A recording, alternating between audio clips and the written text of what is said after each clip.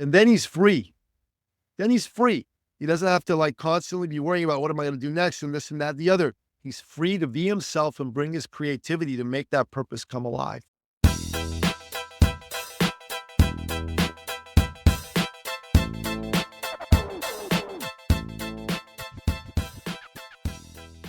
Guys, welcome to the Skilled Dad Podcast. My name is Zach Reeser. I'm your host. If this is your first time joining us, I want to say welcome. And if you're part of the Skilled Dad Society that keeps coming back, we're glad to have you. This podcast is for you.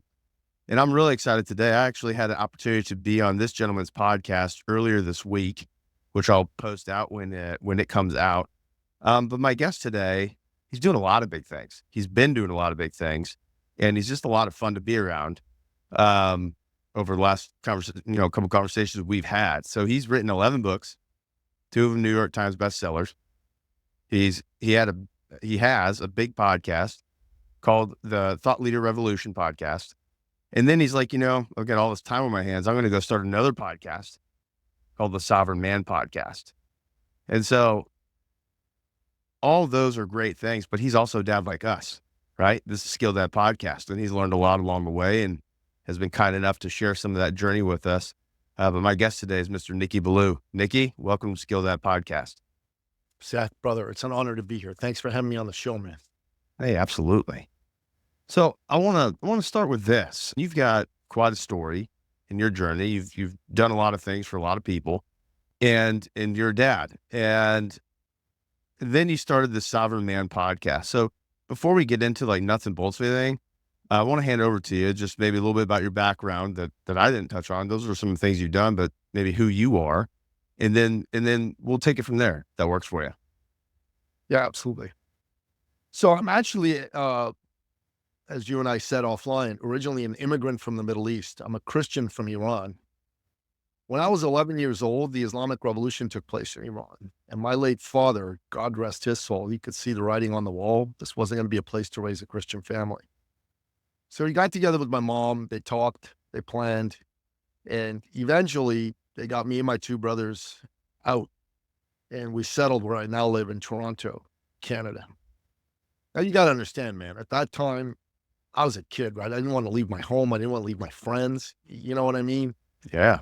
It was not high on my list to leave and uproot and go to another country. And for a long time, I was sad. I cried myself to sleep, some nights because I missed people. I missed my home. I missed my country. I missed my culture. But time went on, and I got to live originally in Greece for 2 years, then in Canada. And a few things became clear to me. I'm living in a free country. I can speak my mind without worrying about whether what I have to say is going to get me or my family in trouble, right? Real trouble, like arrest. Right. And that was, Zach, that was something pretty darn incredible if you think about it, right? Mm-hmm. Because, if you're born here, the idea of being arrested for what you say seems shocking to you. But if you're born in a country like Iran, it's not. And I became this big champion for freedom. You know what I mean? I started to read authors that were champions for freedom. I don't know if you're familiar with Ayn Rand and her books, The Fountainhead and Atlas Shrugged. Yeah. Those 2 books, I was, in my late teens, early 20s when I got exposed to them. And it's like she articulated what I felt deep inside my heart and soul. A lot of people, when they're in their teens and in their early 20s, they tend to be liberals, left to center, progressives. I was a hard right conservative. I supported Ronald Reagan, at that time. He was the president when I was in my early 20s. And I was a big Ronald Reagan fan. I said, yeah, man, this guy, he gets it. This is what's going on. He's standing up for freedom. And he stood up for the Iranian people against the mullahs. And that was another thing that made it, very easy for me to support Reagan, to support conservatism and a freedom-oriented approach. And the older I got, the more I would read the works of these thought leaders who espoused freedom. You know what I'm saying, brother? Yeah. So there are people like Milton Friedman, right? He was an economist. He wrote some incredible books, Capitalism and Freedom, Free to Choose. And I would also read the works of William F. Buckley Jr. He was the founder of National Review magazine, which was one of the few weekly journals of opinion when it was founded in 1955 that supported a freedom-oriented point of view. And he wrote philosophy books, political books, but he also wrote novels. And his novels were about a CIA agent named Blackford Oakes. And they're fabulous. I mean, if you've never had a chance to read William F. Buckley's Blackford Oakes novels, and you enjoy reading novels, spy novels, thrillers, that kind of thing, you'll love these. But there was a strong, powerful undercurrent of standing up for what's good and right and true. These are the sorts of things that I would read. And one of my favorite books from that era was Tom Clancy's The Hunt for Red October. I don't know if you've read that book, seen the movie, but that is a thriller. But it's a thriller which champions and uplifts the American spirit. You know, what's amazing and wonderful about America. So I just immersed myself in that sort of thing. And when it came to work for my 20s up until my early 30s, I worked in corporations. But I knew in my heart of heart that I wanted to be a man like my father, who was an entrepreneur. You know, because Dad, first of all, made more money as an entrepreneur, and that's important. But Dad used entrepreneurship as a means of serving people, his family, his friends, strangers.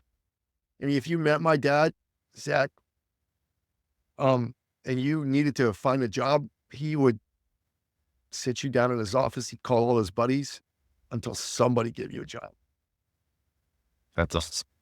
Yeah, it really is.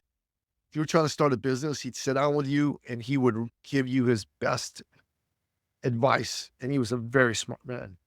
He'd also introduce you to people who had access to capital or even clients. And then, man, if you were trying to like buy a car or a house, and let's say the bank wouldn't give you quite enough money to get the one you really wanted, Dad would give you a loan if you were his friend, so you could buy that car or that house. And then when you would go to try to pay him back, he would say, "What are you talking about? That was a gift. You call it a loan, but when you tried to pay it back, you call it a gift." And this is the man who raised me.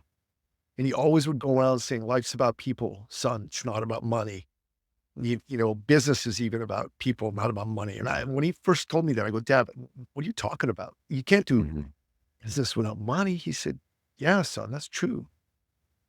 But you can't do business without people, because all business is solving problems for people for a profit." And he just always would tell me, "Son, just remember, in life, people just need somebody to believe in them. That's your job. Is be someone who believes in people, because everyone needs that. You need that. I need that. Everyone needs that. And if you believe in people, you're going to feel good. They're going to feel good. And it's going to make your business life easier too." And I know a lot. You know, I went to an Ivy League school. I've got my master's degree in international business. I read 100 books a year. I'm a smart man. And I've got a lot of skills and strategies that I teach people in the work that I do. And all that's good and valuable for my clients. But Zach, man, the thing that I'm most proud of is that I'm Napoleon Billou's son. His blood flows through my veins. And that I, like him, am a professional believer in people. It's a huge trait for him to, I mean, there's a lot of things that you mentioned that he passed down to you. And it sounds like throughout that time, you had the opportunity to be around him to see those things. I think on Monday, or, you know, when we talked about the concept of, you know, more is caught than taught. So like you just mentioned something that I think exemplifies that example, which is you got to see him pull people in and do those things that he did. It wasn't just like, hey son, here's some things that you can go do, and like here's a checklist, and go do it. Like you got to see it live in action, and then you got to see the results. That's what I'm reading, and that's huge. And the other thing that you said is it is about people. Hopefully anyone on here that's in business, like that's something that you've realized. Now I will say, when you start chasing the revenue, like revenue and cash flow and all that, like it can be easy to stick into that and get a little bit like, hey, how are we going to grow? How are we going to do this? At the end of the day, profit is the applause of your people, and they're going to keep coming back to you. So don't lose sight of that. One thing is really, profit I is didn't, people. yeah, I totally borrowed that one. Can't take any credit, but it No, stuck with me because it's true. You are indeed it. You are indeed. That's it. You ripped off and duplicated it. Absolutely. Yes. R&D. R&D. There's a Let's lot say of that. that. Profit is the what? Profit is the applause of your audience, but it could be of your customers. Profit is the applause of your customers. If you aren't good at what you do and you don't deliver what you said, or they have a bad experience, they're not going to come back, and they're going to tell more people about their bad experience than about their good. That's just a fairly common thing. If they have a good experience, they're going to come back, and they're going to tell some people about it. People like to spread the news. You see, a lot of negative reviews out there on, it's easy to do anonymously on Yelp and Google and all that stuff, but they will come back. And from a business sense, we kind of hit on a business topic real quick, but it's much more expensive to go and acquire new customers than it is to keep the ones you got.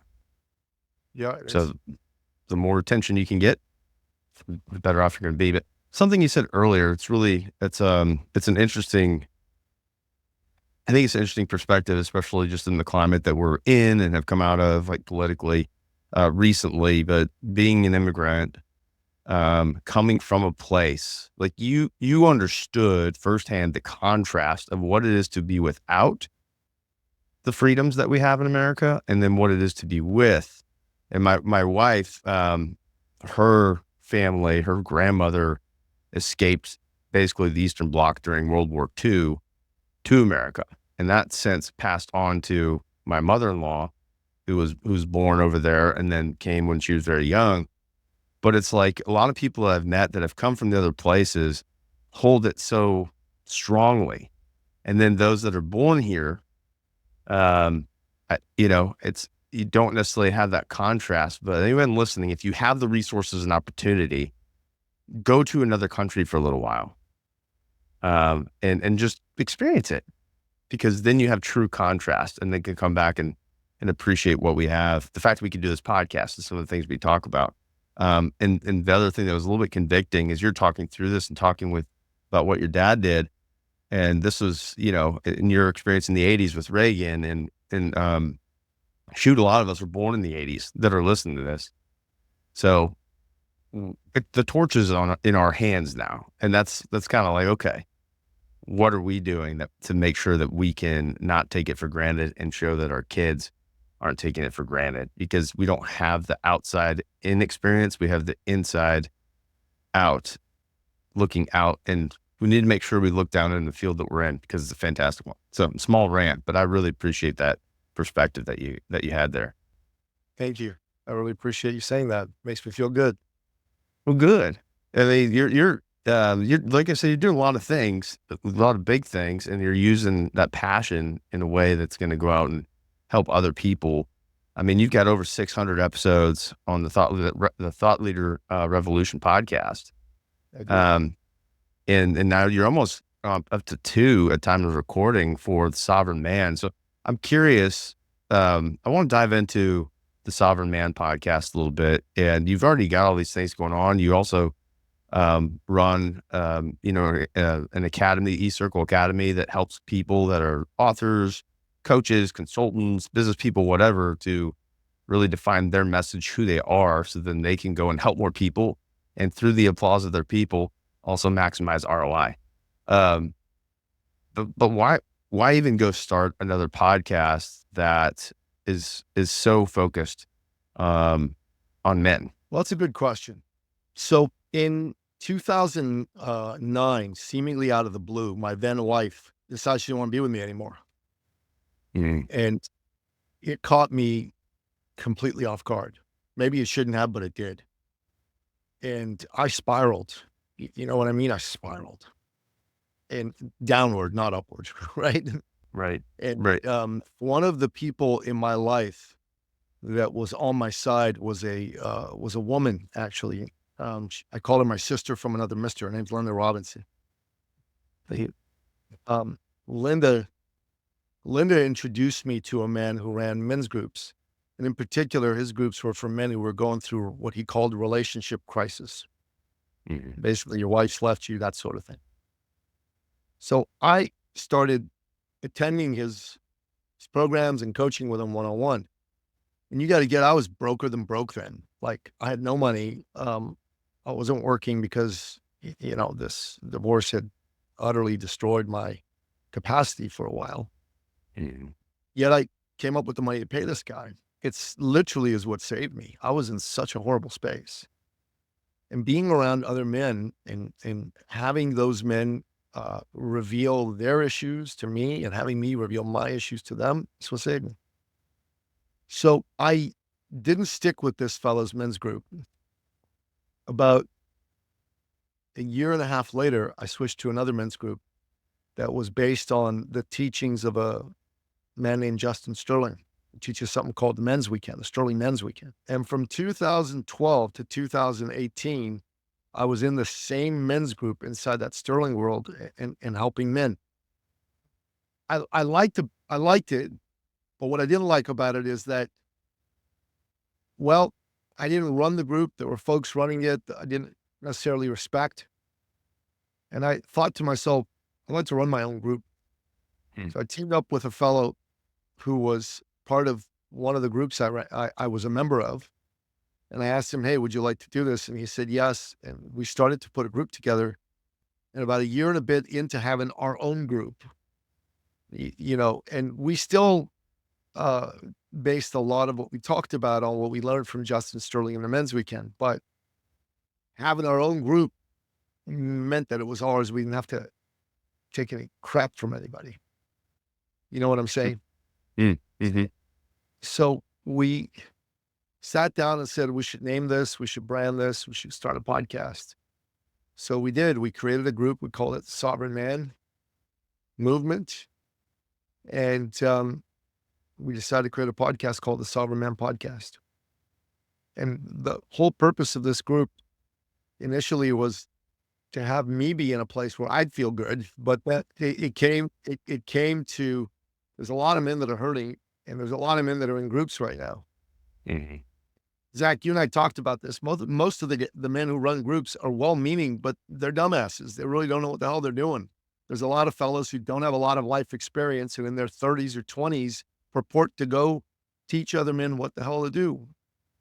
mm, Like, look, Andrew, I love Andrew. He's a ballsy badass, but Andrew does not have enough life experience to say, I should be leading you men. mm, Maybe he can lead you when it comes to making money. I grant you that he's good at that, better at that than I am. Maybe he's good at leading you when it comes to getting fit or winning championships for combat sports, because, he's a 4-time world kickboxing champion. All of those are things that I think Andrew has skills in. But when Andrew starts telling men how to, well, handle a long-term committed relationship, with all due respect, he's got his head up his ass. He doesn't know what he's talking about. He just doesn't. And there's far too many men that when they get to a space where they're able to attract lots of women, their ego goes, well, I can attract lots of women. Let me go for more. You mm, know what I mean? Um, and I got to say, there's a period in a man's life where there's nothing wrong with that. But if you're thinking, I want to be in a committed relationship, I want to have children with a woman, and you're still thinking, while I'm doing that, I still want a lot of women, which is what he seems to encourage other people to do and seems to have done himself, mm, and you're a dumbass. You're a dumbass. That's bad for your kids. It's certainly bad for the mother of your kids, which means, again, it's bad for your kids. And it's even bad for you. children need stability. They need a single family home unit as much as possible. That is the best ideal situation for kids. And they don't need their mother upset because she feels hurt by the fact that this man who's able to sleep with lots of women is, you know. And I know there's women who go, oh, I'd rather be with this great guy and let him sleep with other girls and be with a guy who's faithful and loyal. And at some level, I understand the thinking, because these women go, okay, he's a good provider. That may be true, but he's messing with your psyche and with your self-concept as a woman. And if you're the mother of his kids, he's messing with the children. Mm.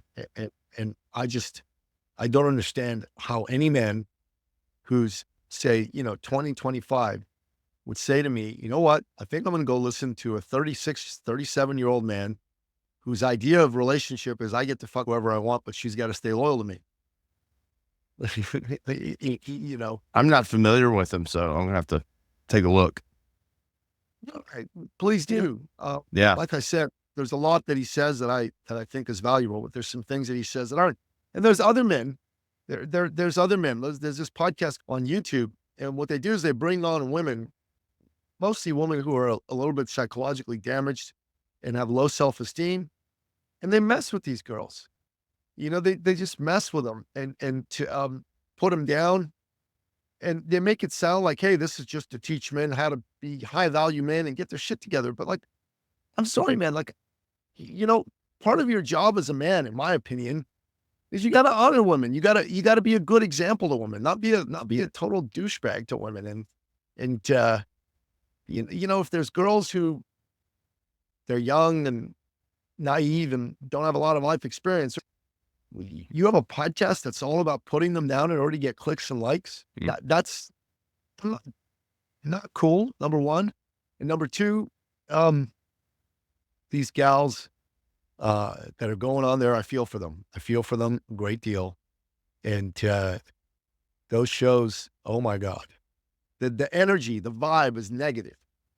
And I'm a champion for men. I'm in no way saying that men should be denigrated. Quite the opposite. But I also don't think we should be denigrating women. I think we need to have a society where manhood, masculinity are valued and celebrated, and womanhood and femininity are also celebrated and valued. It's another one I'm gonna have to go look at. I'm getting a whole list here. When you say something like that, I think about my daughter. Right? It's like, so I don't know anything about it, so I can't really speak to it. But all the concepts of what you just laid out are pretty much of what may be going on there are pretty much the opposite of what we've got here on Skilled Dad Podcast. So that, I mean, it's character, integrity, and the drive to continuously build our skill sets so that we can build ourselves, so that we can go and be impactful to our families and then our community in a positive way. That's our intent and that's our goal. And I think, to your point, the good thing about what we have is the opportunity to have access to a lot of information, more information than anybody's ever had, ever. Right. Yep. So if someone's searching for something, they can find something. And if it's entertaining, maybe they'll go there. And then if it taps into some of our Neanderthal type tendencies and habits, and it feels good, then we'll keep coming back. And then we become the product, by the way, on that. But so when you started the Sovereign Man, like you saw these things, you said, hey, I want to go do something different. So on Sovereign Man podcast, I mean, you and I had a conversation. I've listened to a number of episodes. So like, what are you doing differently on there to kind of counteract some of that? Because those things are always going to be out there, and then it's up to us to be able to say, hey, that's not who I am or who I want to be. So we are what we eat, digitally as well. You sit and watch YouTube all night long, you're surrounding your brain, you're filling your brain, everything. and you're going to start to shift some of that chemical balance of what you want to be, and it can impact you. So, word of caution. Well, what is it that you're hoping to be able to deliver to, someone that's listening to the podcast? I'm really glad you asked that question. And it's obvious, that you and Skilled Dad podcast are on the side of the good and the great and the righteous. And that's one of the reasons I'm excited to be on your show with you today. I appreciate it. The key thing is, I want to just caution men, be careful who you follow. Be careful who you follow, and ask yourself a few things. First of all, ask yourself, do I want this man's life? Do I want to be like him? And if the answer is yes, ask yourself, is what he's portraying on social media the truth? You know what I mean? Because Yeah. social media is not real life. And these dudes that go on social media and portray themselves as rich and brilliant and having 30 girlfriends or whatever, it's not real life. It's not really how it is for those dudes. I'm telling you this right now. And I would suggest to you that in addition to following people on social media, you need some men in your life, like real men that you can actually talk to and speak to and learn from. Because social media can be a great source of information, as you said, and podcasts like yours and mine, it can be a great source of information. But real life happens in your day-to-day relationships with people you've deliberately chosen to bring into your life. And in Sovereign Man, we want to show a man how to think for himself. Like, to be sovereign. What does it mean to be sovereign? That means to be able to act independently. So first and foremost, you need to be physically sovereign, right? That means you should be able to, do physically demanding things. If you're a father, you should be able to lift your kid and toss him around and play twirly twirl with him, right? You should be able to physically take care of yourself if there was an altercation and you needed to. You should be able to physically protect your family. So these things are important. Your health should be excellent and good. So that's like, being physically sovereign, right? Healthy, strong, capable. Secondly, intellectually sovereign, and you got to think for yourself. You got to read books, listen to podcasts, learn, ask questions. Don't be a thought follower. Everybody listening to this podcast has the opportunity to be a thought leader. That's, one of the things I teach in my business world is how to develop yourself as a thought leader. You become a thought leader first and foremost by listening to other people. I know it sounds a little bit counterintuitive. What do you mean? Can you become a thought leader by listening to other people? That seems like the opposite. But no, you got to listen to other people. You got to listen to them with a critical mind, right? Critical mind. And you've got to wrestle with their ideas and share them. Some of their ideas are going to work for you. Some of them aren't. You're going to take on some of their ideas and it's going to have practically no value to you. So you're going to drop them. And you're probably going to resist some of their ideas that are actually the exact perfect thing that you should embrace. What's important though, is that you learn to think for yourself, even if you're wrong. Becoming sovereign means learning to think for yourself. That's really important, right? That is good. Thirdly, brother, you need to be emotionally sovereign. That means, and this might piss off some of your listeners, that means that you don't need anybody. You don't need them to be there for you to be okay.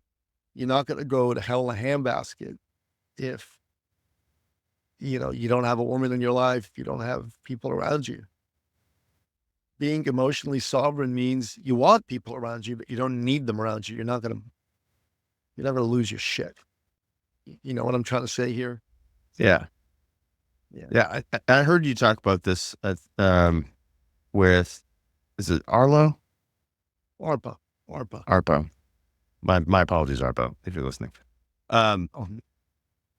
And at first I'll let you know, I was like, I don't know if I agree with that. When I heard that, kind of thinking with we are always coming with, we should come with our filter. If we have no filter, then we're just always wide open to everything. And that's not going to be good. The problem. Yeah. But that filter serves as a purpose for us to have discernment and at least ask the questions so that we can dig a little deeper into something and be like, So when I first heard that, I was like, I don't know that I agree with that. And as I was thinking through, and I tell me if I'm wrong from what I'm deciphering, because there's one thought that I do agree with, and then one thought maybe I don't. Let me start with the one that I do agree with, if this is right on, which is when things happen, and whether what it's dependency is the word. If we're dependent on the need of others to be emotionally healthy, then that's going to be a problem. And eventually you're going to run into these emotional massive valleys, like gorges that you're going to plummet down to, because internally we're maybe not emotionally healthy enough to be able to sustain and be sovereign in that regard. So a codependency thing, like a couple of real life examples. You're emotionally tied to your identity or whatever for your work. Well, over the last 4-5 years, there's a lot of shifts that happen with people in work. And now that could lead to just, not a good scenario when it comes to, women, your wife, I think this would probably hit on the part that I wouldn't agree with, which is if we're emotionally independent to the point of like isolation, where it's kind of like, I don't need anybody at all. That's the part where I think we would miss out on the opportunity of having depth of relationship with somebody, because we're blocked off. Like, it's like, I'm apathetic almost. So that was my initial response. So which one are you saying, so that I'm not just blabbing, but rather see if I'm hitting the point that you're making? You nailed it. Well, good. We Roll the believe dice. we believe that people are important to have in your life. You want to have a beloved, you want to have children, friends, family, all that's important. What we're saying is if you will go to pieces without people, if you are emotionally unable to be alone, that's a problem. Mm-hmm. You should want good people in your life. You should want a successful, healthy marriage where you get to see your wife a lot. You should want your kids to be in your life and you be in theirs. You should want to be around your folks and your friends. But man, if you need them just to be able to function, you're not emotionally sovereign. Yeah. You're just not. And that's really important to understand. And then you also need to be financially sovereign. That means you need to pay your own bills. You shouldn't rely on the government or somebody else to fund your lifestyle. You're a man, for crying out loud. Men are providers. Yeah. Provide for yourself and your family. At the very least, for yourself. You should be able to provide for yourself. Should not be taking handouts from people. I mean, there are exceptions to this, of course. If you're, hurt, or if you're going through some cognitive issues, that's different. But I'm talking about day to day, there's too many men who just don't get out there and work on being financially successful and financially sovereign. Yeah. You know what I'm saying? Oh yeah. I know what you're saying. All these things are related too, I think. And that's the beauty of it, right? They're all related. And so when you look at the, this is what came to my mind when I heard that, on that episode, where the emotions and emotionally sovereign and really all of it, like operationally. So it's skilled dads, which I'm not a skilled dad for those listening, but I aim to be, because as soon as I think I've got something nailed, something with my kids I change, or the battlefield changes. So I have to go learn something new to be operationally healthy, or effective is probably a better word. So when I heard that, I was like, okay, I want to think of it kind of in the context of like, of a military team. On my team, I want to have people that if they need to go out and do some scouting on their own independently, then they're going to go do that. They're going to be able to survive. They're going to be able to thrive in the elements. They're going to be able to complete their mission, and they're going to want to get back to the team with whatever it is that they got, whether it's information, if it was resources, if it was whatever. So I can operate independently, but I need to be able to have the right information, and I need to have the right ability and skill set to actually deploy that information and become actionable and effective. And then I'm going to get back to my team so that we can continue to grow on our mission together. So I know I've got a few active and former military boys out there. Thank you for that. But that's where my mind went. And as dads, as you know, the sovereign man concept too, we need to be able to go and independently not only function, but in order to function well, you got to know what to do, or at least have an idea. And then you go and actually do it, and you find out what part of what you thought you knew didn't work. And then you adapt, and now you become more skilled because you probably failed a little bit and learned and adapted. And then it's a repeatable process. And I had a conversation about this last week, not on the podcast, is that there's this tendency that for those that go to college, you get through college, you get a job, you start making making your money, and then the quote unquote golden handcuffs. And there's this tendency to become comfortable and not continue to learn. And at the point that we stop learning is the point that we start dying. Yep. Grow or die. Grow or die. That's the motto. But there's one last element to being a sovereign man, and that's to be, spiritually sovereign. And a lot of people are going to hear that and go, oh, what the heck's he going to say? What does he mean by spiritually sovereign? Does he mean you don't need God? You don't need religion? Because I don't agree with that. No, in fact, I mean the exact opposite. I mean, if you're spiritually sovereign, you've surrendered yourself to your God. You've surrendered yourself to your God. Mm-hmm.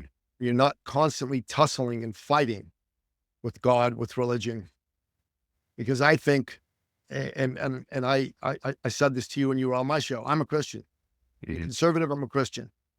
And I'm not saying to be a sovereign man, you have to be a Christian. You could be a Muslim, you could be a Hindu, but you need to be grounded in your sense and connection with the higher power.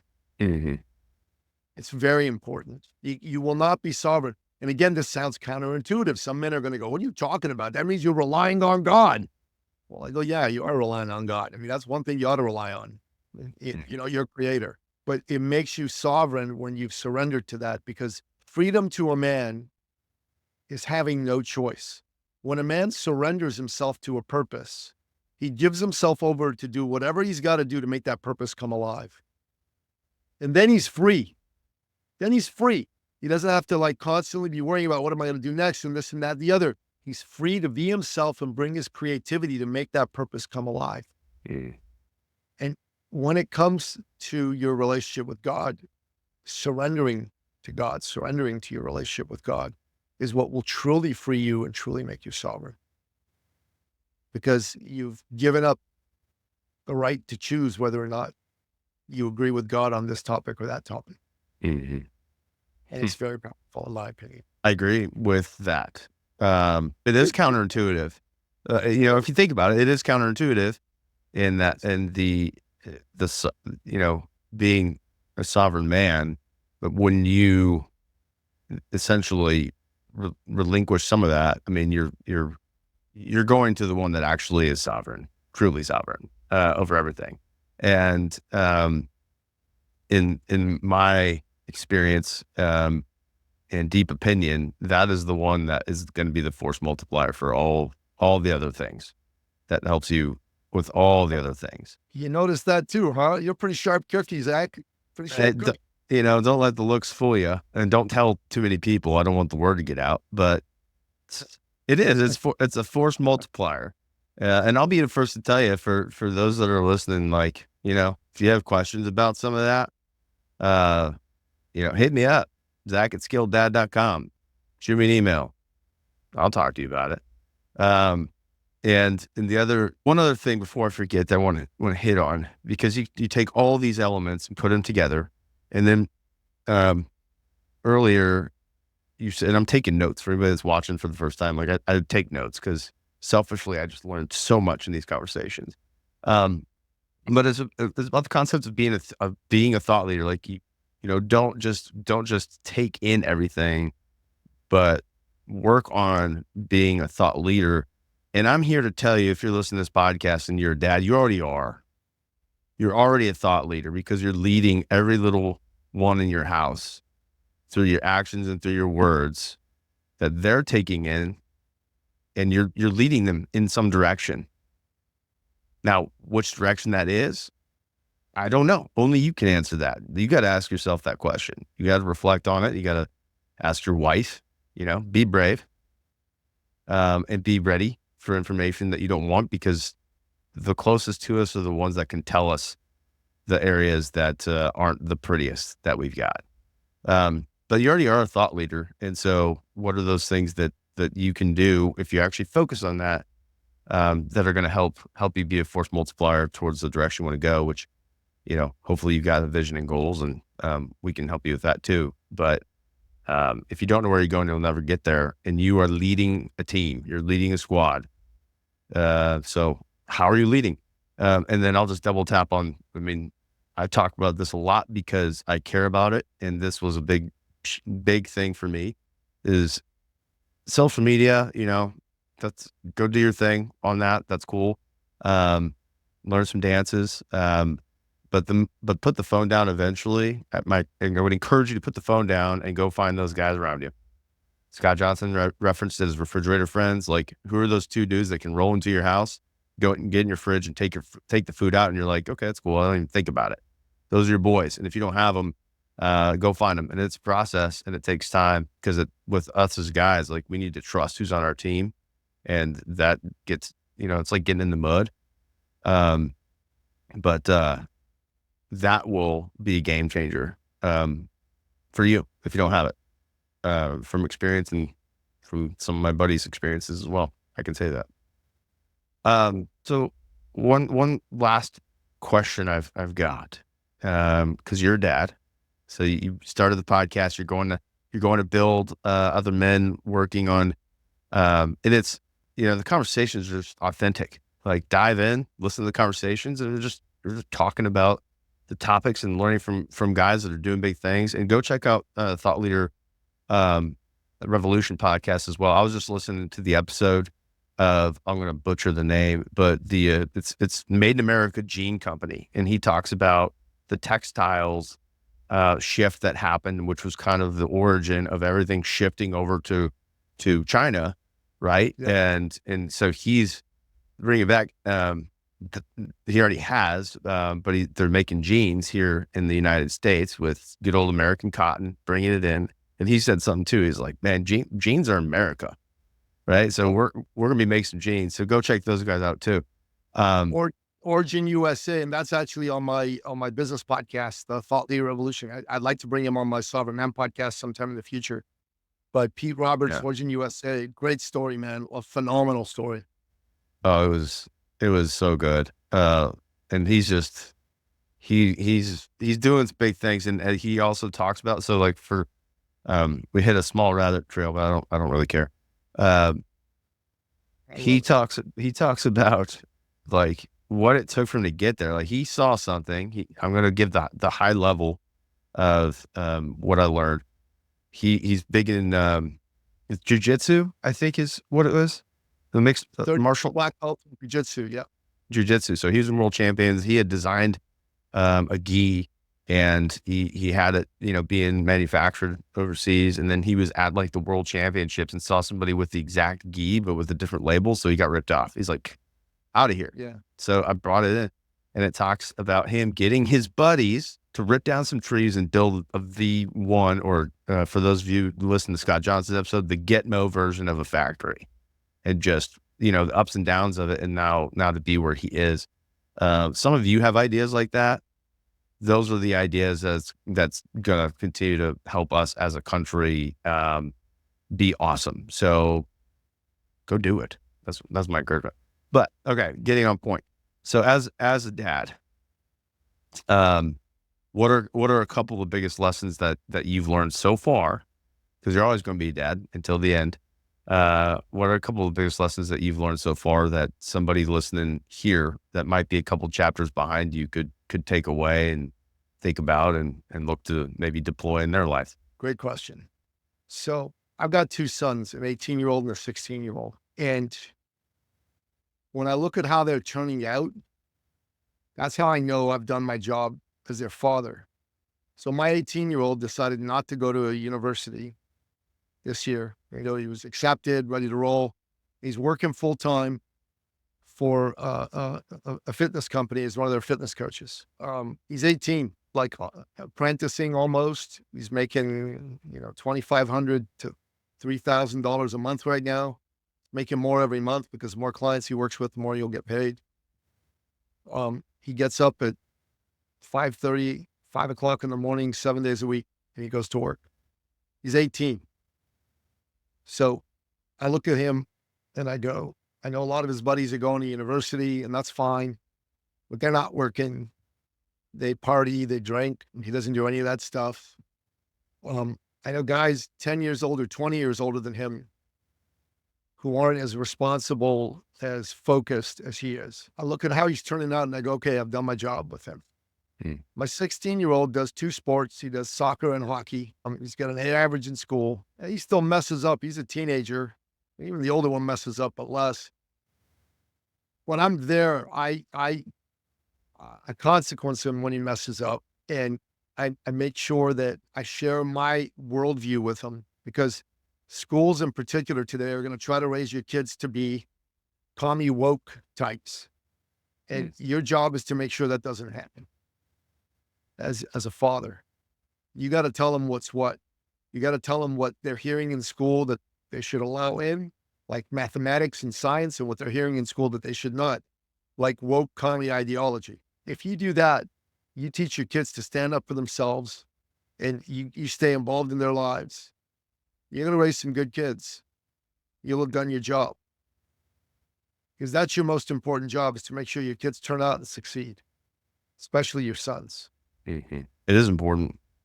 I shared this with you when we talked, and it was an interesting takeaway I had about, Alan was his name. And, he's in Australia and had spent some time with the Aborigines, and it still stuck with me,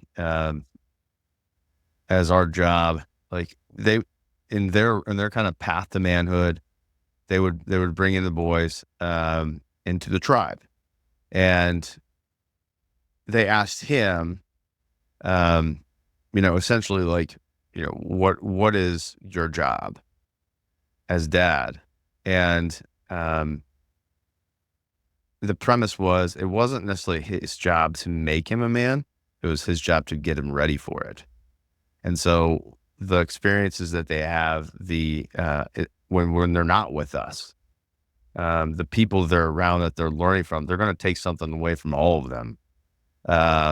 And what are we being the good guide to equip them with the skills and the knowledge to be able to have a good filter, to both in and out, to be able to overcome those unexpected things when they happen. Yep. To learn how to do it independently, but not completely alone, right? That's sovereignty is kind of starting there, right? 100%, brother. 100%.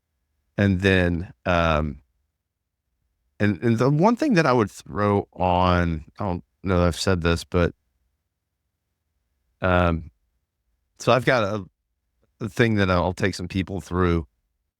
It's like 8 steps. I'm going to give the punchline away here, but it relates here. So I said earlier, if you don't know where you're going, you're not going to be able to get there because you don't know where you're going. It doesn't really matter. But when we do have a vision and we actually achieve that, the first thing that usually happens is someone comes up with a new vision that they want to go do. It's like, okay, I got it. It's like an Amazon package. It's like, I got it. Okay, cool. What am I going to buy next? But in the sense of a vision, it's, you accomplished your goal. And then before going on and setting that new goal is to be able to stop and recognize what you just did and to celebrate it and then go do it, because negative thoughts take like, milliseconds to jump in. Actual positive things take much longer to actually soak in, just like psychologically. So learning how to celebrate and recognize is a big thing. So that's one of the other pieces that I'm focusing on when it's easy to get down when we don't have a good performance in soccer or grades, but it's like also stepping into like, hey, this is awesome. You need to look at this and what you accomplished, which means you can go do it again. So for us to guide and celebrate, but from your seat, because you are a couple of chapters ahead with some of us who have, what's 10-year-olds or less, or 14-year-olds or less. I mean, you've got an adult now and a 16-year-old. I don't want to say it, man. Is it took 18 years for you to be able to see who they are now, but that's all product of what's been done up to this point.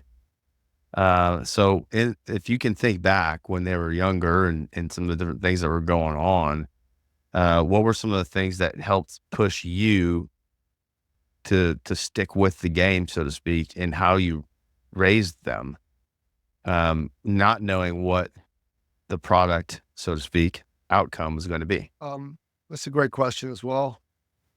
Honestly, brother, what's always kept me on the straight and narrow as a man is having men in my life, having men that I can go to and ask for advice, feedback, men that are ahead of me in certain aspects of my journey as a man, as a father. And I recommend every man here should be part of some sort of men's peer group. It's great if you got a couple of buddies, but it'd be great if you're around a group of a dozen men regularly, men that you can call if you get arrested and thrown in a Mexican jail at 3 a.m., they'll come and get you. Very specific, but yes. You got to have men in your life. Sovereign Man exists as a place where men are there for other men. That's why we exist. And I invite you and your listener, come to one of our meetings. It's free to come to a meeting and check it out and see if our brand of brotherhood is for you. I'm betting it will be. Awesome. Well, I appreciate that. And if people want to look into it, where's the best place for them to go and find it? Sovereignman.ca. It's a Canadian website, sovereignman.ca. Guys, I'll include that in the notes for you as well. You can go check it out. Nicky, time always flies when we're having fun. This is no exception. But I just want to say thank you for first what you're doing with Thought Leader Revolution podcast. Guys, go check that out. There's a lot of great takeaways in that. A lot of great guests. Nicky just leads that very well. And Sovereign Man. Go check it out. And you've heard me say this before. There's a lot. There's more people out there that are doing good, really good work, focused on us as men, us as dad. And I encourage you to go check out all of them. Because again, that's going to give the difference of opinions that then we can start to take in, not everything, including this podcast, by the way, take the things that then you can actually decipher, run through your filter, and then apply to the context of your life. But I want to say thank you for doing what you're doing there. Keep up the good work. And also thank you for coming on here and sharing about some of your story. It's been fun. Buddy, thanks for having me, man. It's a real honor to be here. God bless you. Keep doing what you're doing. Keep serving men.